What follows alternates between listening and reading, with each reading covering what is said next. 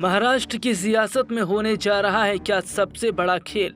और क्या वाकई अजीत पवार और शरद पवार मिलकर करने जा रहे हैं सबसे बड़ा खेल।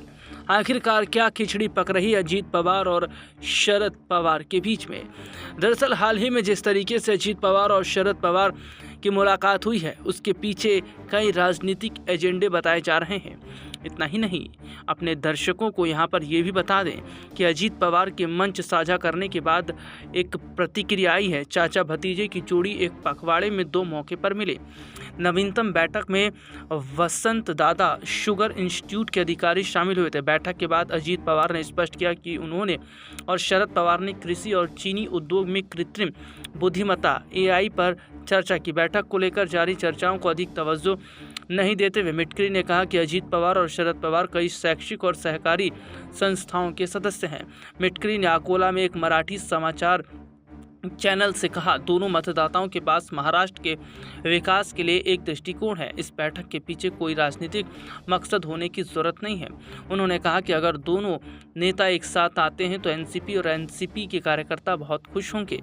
एनसीपी के विधान परिषद सदस्य मिटकरी ने कहा कि हम सभी साहिब का सम्मान करते हैं। वह 50 साल से अधिक के अनुभव वाले वरिष्ठ नेता हैं। वह कई नेताओं से मिलते हैं। कुछ लोगों को लगता है कि दोनों पार्टियों को एक साथ नहीं आना चाहिए, लेकिन अगर ऐसा होता है तो ये बहुत अच्छा होगा। वहीं शिवसेना UBT ने कहा कि चाचा भतीजा पहले ही साथ आ चुके हैं।